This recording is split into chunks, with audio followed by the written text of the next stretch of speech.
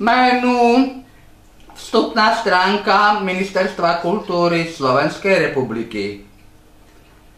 Vstupná stránka Ministerstva kultúry Slovenskej republiky v zátvorke, ďalej budem hovoriť len ministerstvo, sa skladá z nasledujúcich častí. Celkom hore vidíme vodorovný pás, ktorý je silne tmavomodrý a ukončený bielo-modro-červenou trikolórou. Pod trikolórou je trošku svetlejší, ale tmavomodrý pevný pás, v ktorom je hlavička všetkých hlavných menú web stránky ministerstva. Jednotlivé hlavné menu sú urobené vo forme odkazov a sú urobené bielým písmom. V silne tmavomodrom páse vidíme najprv vyhľadávač informácií a odkazy na Facebook Ministerstva kultúry Slovenskej republiky, Instagram Ministerstva kultúry Slovenskej republiky. Celkom vpravo vidíme odkaz mapa stránok a anglická zástava. To nám hovorí, že sme v slovenskej verzii stránky. Kliknutím na zástavu otvoríme verziu v anglickom znení, kde sú ale iba základné informácie v anglickom jazyku. V záhlaví je ikona slovenskej zástavy. Kliknutím sa vrátime do slovenskej verzie. Pod bielo-modro-červenou trikolórou pokračuje tmavomodrý pevný pás odkazmi s hlavnými menu. Vľavo je logo Ministerstva kultúry Slovenskej republiky a po medere nasledujú hlavné menu. Ministerstvo, pôsobnosť ministerstva, operačné programy a štrukturálne fondy, kontakty. Táto tmavomodrá časť je na všetkých stránkach a podstránkach ministerstva pevná, nemení sa a volá sa hlavička.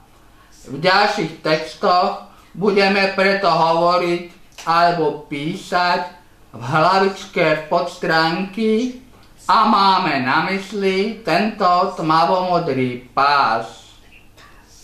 Pre informáciu ešte uvádzame, že silne tmavomodrý pás oddelený trikolórou sa nazýva niekde aj záhlavie podstránok.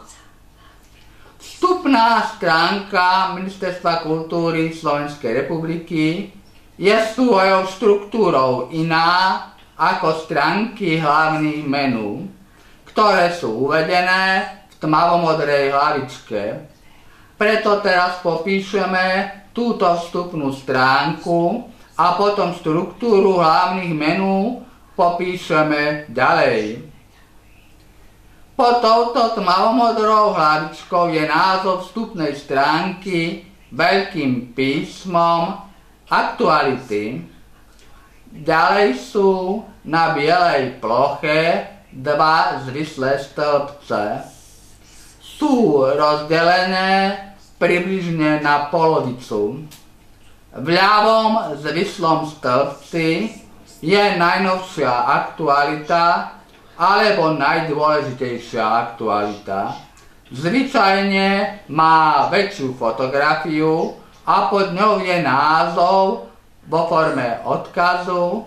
Kliknutím na tento názov sa otvorí nová podstránka s podrobnými informáciami. Pod názvom je bežným sivým písmom dátum zverejnenia informácie a pod ním je krátky text začiatku informácie, ktorý sa nazýva anotácia. V pravom zvislom stĺpci sú ďalšie aktuality, ktoré majú v svojej ľavej časti fotografiu a v pravej časti odkaz na článok. Pod aktualitami je v sivom obdĺžniku odkaz so šípkou na viac aktualít. Ak klikneme na tento odkaz, uvidíme novú podstránku, ktorá už má rozloženie také, ako všetky podstránky ministerstva okrem vstupnej stránky. Toto rozloženie na podstránke má dva zvislé pásy. Vľavo je pohyblivý, to znamená úzky a meniaci sa informačný pás s názvom menu, ktorý má zvyčajne tučne zväčšené písmo. Pod týmto názvom sa menia jednotlivé menu podstránok s odkazmi podľa toho, ktorá podstránka je práve otvorená. Jednotlivé odkazy majú pred svojím názvom značky vo forme terčíka.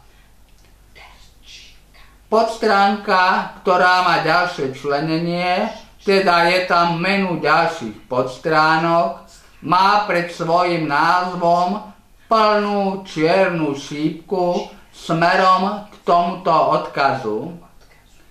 Ak klikneme na tento odkaz, podstránka sa otvorí, šípka ukazuje smerom nadol a otvorený odkaz je zvýraznený tučným písmom.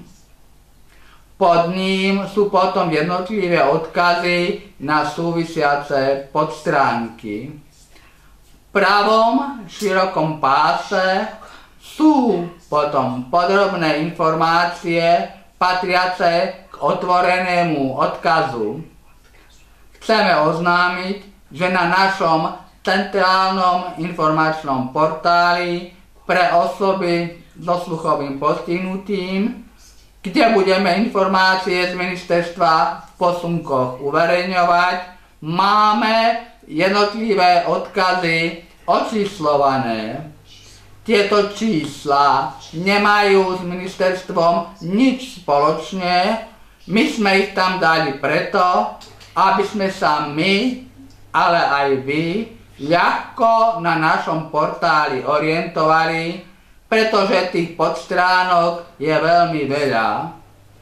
V našom portáli pomocou čísla potrebné informácie ľahko nájdete a rýchlo sa dostanete na podstránky priamo. Vrátime sa na vstupnú stránku ministerstva. Pod odkazom viac aktuálít nasleduje celý pás s nadpisom Informácie organizácií MKSR, kde sú uvedené aktuálne vystúpenia divadiel, hudobných súborov a podobne. Ďalej nasledujú pod sebou vodorovné pásy, ktoré sú na väčšine podstránok rovnaké, preto v popise jednotlivých menu podstránok sme ich nazvali štandardné 3 pásy. Biely pohyblivý s nadpisom Organizácie ministerstva, ďalší biely pohyblivý s nadpisom Dôležité odkazy a na konci je bielo-modro-červenou trikolórou oddelený tmavomodrý pevný pás nazývaný tiráž. Teraz si povieme, ako tieto pásy vyzerajú, čo v nich je a ako fungujú. Biely pohyblivý pás znamená, že úplne na krajoch stránky vľavo a vpravo je šípka.